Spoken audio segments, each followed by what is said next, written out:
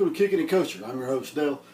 I'm using just quick ingredients today. I'm not doing the whole lemons and oranges and stuff to make the sour orange just going into it, because I'm saving that when I do get back to South Africa.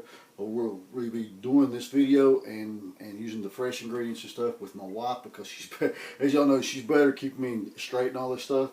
And so I have to keep it simple. And this is for single people or people that's on the run. They can just want something to do. They can get it done in a hurry. So that's what we're going to be using.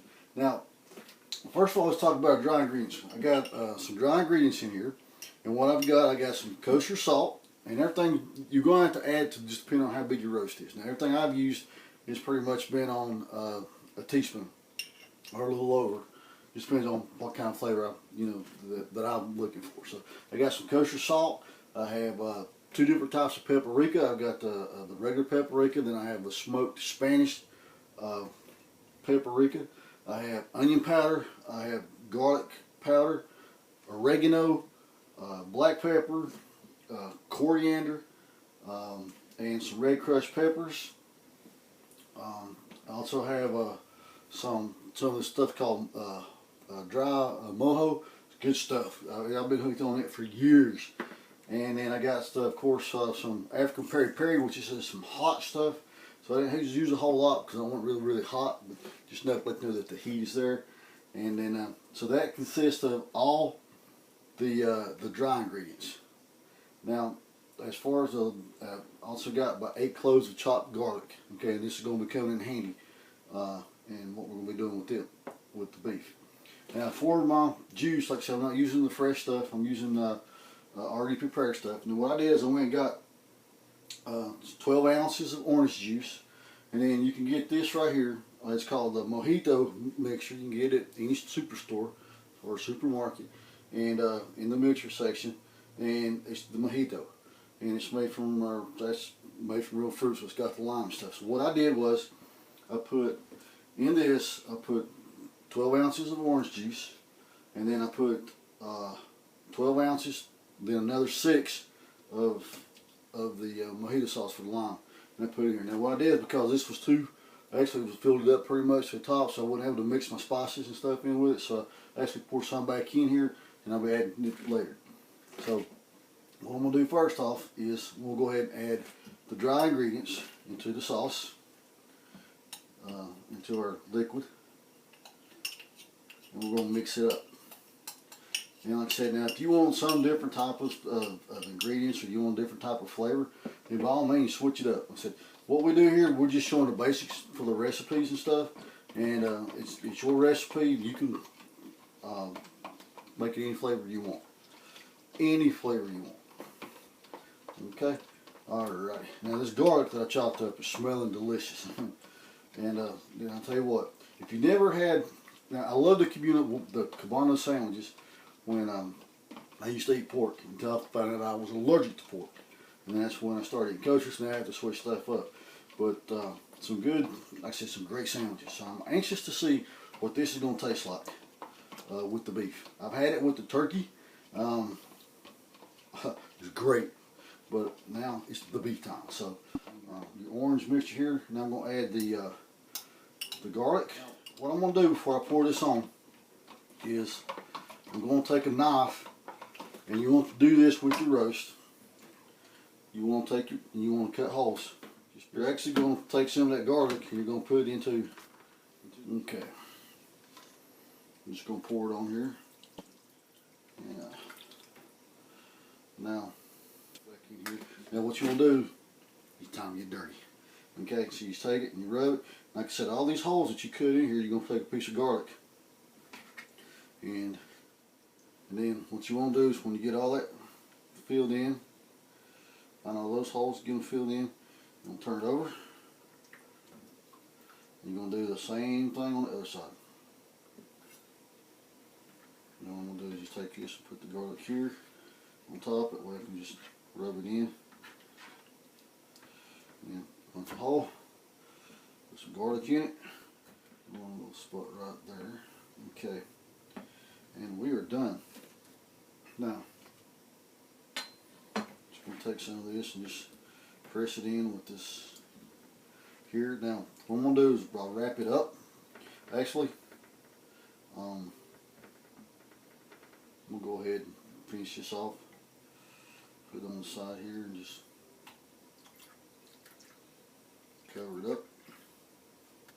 And just take this garlic and, like I said, just push it in. And there we go. Now what I'll do is I'll take a piece of saran wrap, cover it up, stick it in the refrigerator, and let it set till tomorrow. And then so let it marinate all that nice juicy flavor stuff into it, and then we'll roast it and then take it out and we'll start our Cubanos. So see you tomorrow. Hi, welcome back to Kicking the Kosher, and here we have this beautiful piece of meat that was we did yesterday on the with the marinade, the Mojo sauce and everything for our Cubano, and I'm telling you, it's tasty. It's scrumptious, it really is.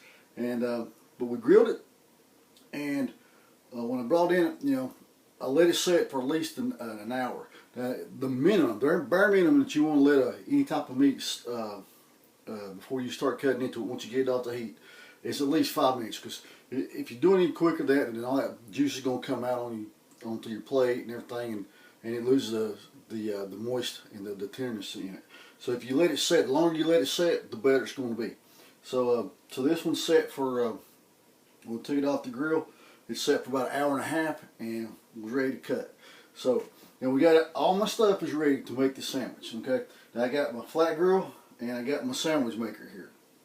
Now for the Cubano, the Cuban Cubano, it's basically you have maybe 6 components. Okay, you have the bread, the traditional is the roast pork. We have the roast beef, the roast and grilled beef here. Then they had a slice of ham.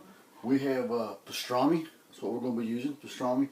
Then they had the pickle, the slice, the Swiss cheese, and then mustard, and then of course butter. It's almost like being in a French kitchen. Lots of butter with this. So, and then it's going to be compiled. So we're going to go ahead and slice up our beef. Before I do that, I'm going to go ahead and plug in the grills and stuff and start getting them hot. Now, the bread, the calls for the Cuban rolls. And if you don't have Cuban rolls, you can use any type of bread that you find. Now, I happen to have part of a French roll here, French bread. So all I did was just slice it in half, and then I'm going to show you how to take care of that in a minute. Actually, while I'm cooking, first thing you want to do is go ahead and you want to butter the inside of your rolls, your buns. Okay, I'm going to go ahead and stick this on the grill because it's going to have to get some nice good grill marks on it here.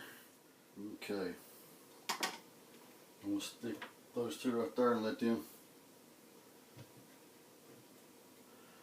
those heat up. While I'm doing that, I'm going to go ahead and slice off some of this delicious beef right here. So I do have enough meat that's cut already. So what I'm going to do is go ahead and put this here with my out of the way. Put the meat on here for the meat to get warm. Okay, let's take the meat.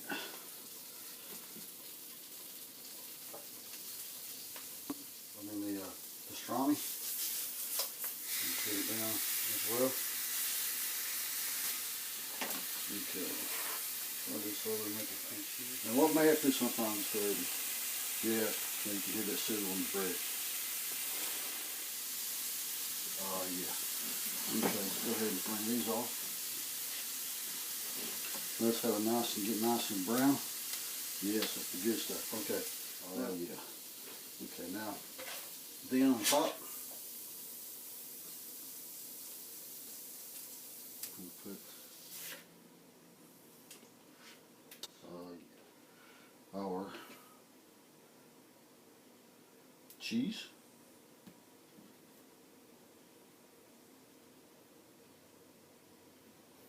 Then our pickle. And then on top, hope I don't make a whole lot of noise. I'm going to slather. Okay. Slide this out of the way.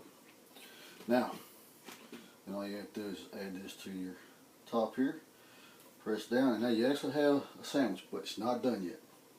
Because still have to butter both sides and put it on the grill. So we're going to go ahead and turn it over. Just like there, and add some butter on top. Lock here, so it's unlock it. We'll take it. You hear that sound? Let's say it's looking good. Looking good. Oh, it's smelling great too. I'm going to flip it over. And oh yeah.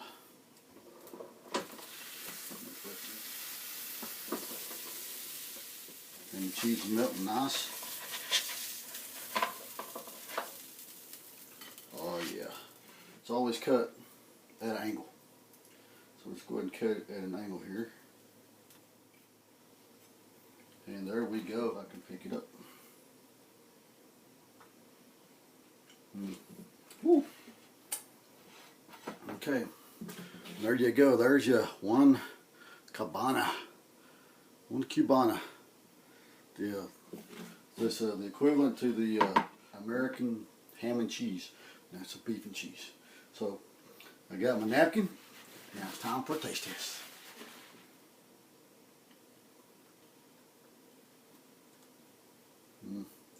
The cheese.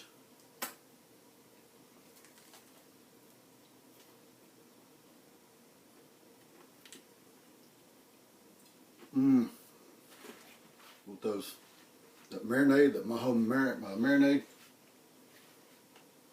the pickle, the mustard, the cheese, the butter, the bread, it all, nothing overpowers anything else. It all blends in and just joins together and makes it, and it explodes in your mouth. I mean, it is delicious.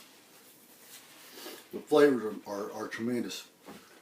Catherine, baby, I can't wait to make this for you. You're gonna love it. I am telling you, you're gonna love it. It is absolutely delicious. I think we have something to go on our menu back at the diner in South Africa. So, yeah, I can't wait to make this for you, baby. Oh, this is delicious. And I want to say a big thank you to my wife, Catherine, who has been a big support in me doing this, because I've been telling her about these sandwiches. She's like, well, Dale, why don't you do one? And I'm like, well, okay. So I did it, and I'm telling you, I am enjoying it. In fact, I'm going to enjoy it right now, because I'm going to go eat. I'm going to eat the whole thing. So, yeah, so you got the recipe and everything for it. All you need is a grill and a sandwich maker. Or if you got a flancha, use a flancha. But it's delicious. I am telling you, you're not going to be disappointed with the flavor. This is one heck of a kosher Cubano. For myself and my beautiful wife who's back in South Africa, I want to say thank you for watching. Shalom.